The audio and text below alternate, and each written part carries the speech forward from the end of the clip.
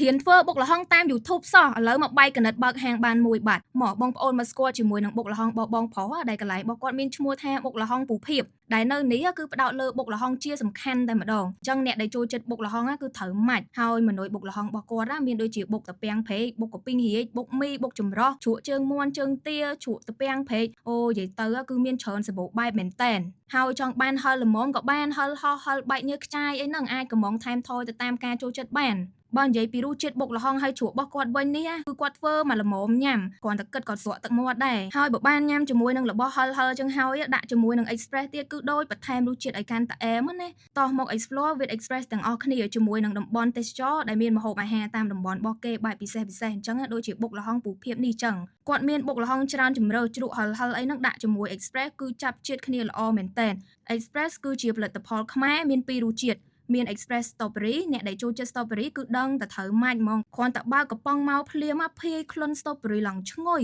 ហើយរសជាតិគេឡើងឆ្ងាញ់ហ្មងណាហើយបើអ្នកដែលចូលចិត្តក្លិនតសក់ផ្អែមយកជាមួយនឹង Express Melon រសជាតិថ្មីនេះគឺដឹងតែជាប់ចិត្តហ្មងហើយបើបានដាក់ Express ជាមួយទឹកកកត្រជាក់ទៀតគឺកាន់តែឆ្ងាញ់ណាយើងជួយគាំទ្រផលិតផលខ្មែរក៏ដូចជាជួយដល់សេដ្ឋកិច្ចជាតិយើងដែរញ៉ាំ Express more than slayហើយពូភៀបគាត់ក៏មានលក់ជាគៀវបំពងដែលគាត់យកសាច់ផ្លូវមាន់មកធ្វើជាស្នូលហើយគ្រឿងអីហ្នឹងគឺគាត់ធ្វើខ្លួនឯងបិទខ្ចប់ខ្លួនឯងហើយកន្លែងរបស់គាត់នេះមិនបាច់ខ្លាចរឿងកខិចអីទេខាងគាត់គឺធ្វើគ្រប់យ៉ាងដោយអនាម័យតែម្ដងហើយបើនិយាយពីពូភៀបវិញគាត់លក់បុកល្ហុងនេះមក2ឆ្នាំហើយមុននឹងគាត់សម្រេចចិត្តមកលក់គាត់រៀនតាម YouTube ទេហើយគាត់ក៏សម្រិតសម្រាំងបង្កើតជារសជាតិរបស់ខ្លួនឯងអញ្ចឹងណាហើយគាត់ថាចង់បើកបុកល្ហុងហ្នឹងមកយូរហើយពីមុនក៏គាត់ធ្លាប់លក់ដែរគាត់ថាគាត់លក់ឈប់